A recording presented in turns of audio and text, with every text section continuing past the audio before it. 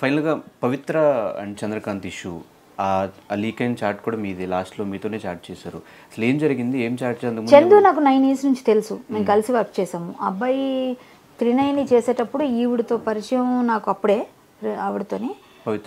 పవిత్ర గారికి అబ్బాయి కూడా అప్పుడు పరిచయం లేదు నేనున్నప్పుడు. నేను బిఫోర్ బిగ్ బాస్ నేను చెప్తుంది. బిగ్ బాస్కి వెళ్ళి వచ్చిన తర్వాత మానేశారు. అప్పుడు ఈ అబ్బాయి క్యారెక్టర్ని అటు మలిచారు తనకి అసిస్టెంట్, ఒక బ్రదర్ లాగా. నాకు ఆమె నా ఇంటికి వచ్చేది అక్కలాగా అనమాట, నేను ఆమెకు అక్కలాగా క్యారెక్టర్స్ చేసాము అట్లా. అది బాగానే వెళ్ళింది ఆ టైంలో. తర్వాత అడిగారు, నేను కొంచెం అమౌంట్ సార్ అని వెళ్ళలేదు మళ్ళీ నేను 39కి.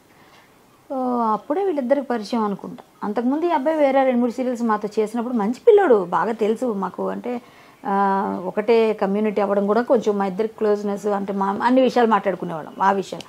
సో అలా మేము మంచిగా మాట్లాడాం. లాస్ట్లో ఈ అమ్మాయి చనిపోయింది అన్నప్పుడు నేను నెంబర్ తీసుకొని మళ్ళీ మాట్లాడాను. అంతవరకు నేను మాట్లాడలేదు. పెళ్ళి అయిందన్న విషయం కూడా ఆవిడే ఒకప్పుడు చెప్పారు ఒక ప్లేస్లో. అవునా అనుకుని వదిలేసా. తర్వాత ఈ అమ్మాయి చనిపోయింది అనగా అయ్యో బాధపడతాడు కదా, పెళ్లి చేసేసుకున్నారు అన్నారు కదా, నేను ఫోన్ చేశాను. కానీ ఈ అమ్మాయికి డైవోర్స్ ఇవ్వలేదు, ఇంక ఇవన్నీ అయ్యాయి, ఇంకా గొడవల్లోనే ఉన్నారన్న విషయం కూడా తెలియదు. సో అలా అయ్యింది. చందుకి నేను అప్పుడు చాలా నచ్చజెప్పాము. మొన్న లాస్ట్ నేను బుధవారం వరకు మాట్లాడాను, లక్షవారం ఊరు వెళ్ళాను, ఆ రోజు మాట్లాడలేదు. ఫ్రైడే మాట్లాడదాం అనుకున్నప్పుడు అబ్బాయి డెడ్ బాడీగా మిగిలాడు. అది నాతో మాట్లాడినప్పుడు కూడా పిచ్చి పనులు చేయక చందు అని లాస్ట్ మెసేజ్ అదే ఉంది, మీరు చూడండి కావాలంటే. ధైర్యంగా ఉండాలి, యాదవ్ అంటే ధైర్యం అనే పెట్టాను నేను.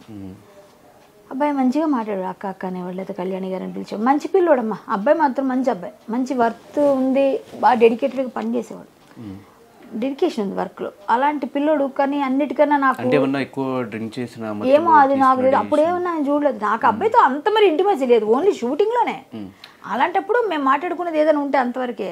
మొన్న చనిపోయినాక 3 రోజులు ఎక్కువ మాట్లాడాను నేను, ఎందుకంటే అబ్బాయి మాట్లాడుతుంటే చచ్చిపోతా అంటున్నాడు. నిమిషంకి ఒకసారి 10 సార్లు అర్థమైంది ఈ అబ్బాయి డిప్రెషన్లో ఉన్నాడు. నాకు తెలుసు ఆ డిప్రెషన్ పరిస్థితి. మా నాన్నగారు చనిపోయినప్పుడు నేను అంతవరకు వెళ్ళాను. మళ్ళీ నన్ను తమాయించుకొని వచ్చి మా ఫాదర్ లేనప్పుడు నేను మా ఫాదర్కి బాగా ఇదనమాట, నేను పెట్టిన ఇంకా నాకు నాకు శూన్యం అయిపోయింది.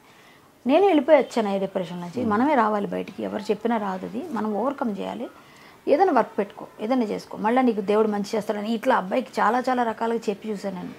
కానీ అబ్బాయి అలాగేనండి అన్నాడు, అన్నీ మాట్లాడాడు, ఏమో చెప్పాడు. 3 రోజులు మాట్లాడాను. మాట్లాడిన తర్వాత మరి సడన్గా అసలు అంత ఏదో బాధలో ఉన్నాడు కదా అనుకున్నాను, కానీ ఇంత డెసిషన్ తీసుకుంటారు అనుకోలేదు నేను.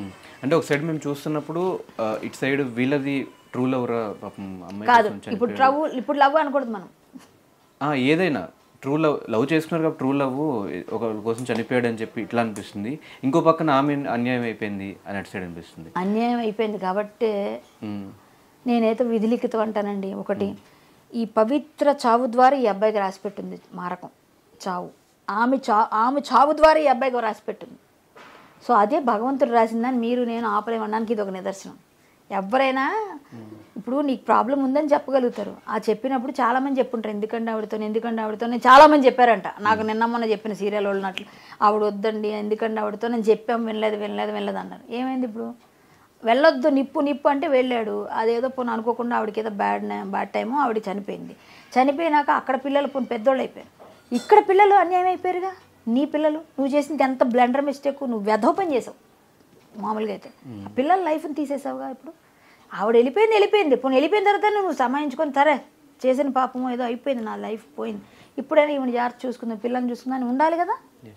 ఇది చేశాడు కాబట్టి అబ్బాయి చనిపోయినాక వాళ్ళ వైఫ్ వచ్చాక నాకు అనిపించింది. అంతవరకు 3 రోజులు మాట్లాడినప్పుడు ఇవన్నీ తెలుసుంటే చెడామడా తిట్టేదాన్ని నేను. నాకు తెలియదు, తెలుసుంటే నేను ఇంకా గట్టిగా తిట్టేద్దాను. అబ్బాయి కూడా ఆ చనువు ఉంది కాబట్టి ఏమీ తెలియదు. కానీ నాకు తెలియదు.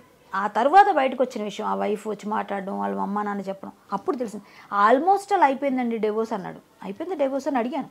పెళ్ళికి పిలిచాడు నన్ను, పిల్లలని చెప్పాడు, నీ పిల్లలు పెళ్ళికి వస్తాలని కామెడీ చేశాను, చనిపోయాడు. Thank you so much Kalyani garu. Okay, thank you.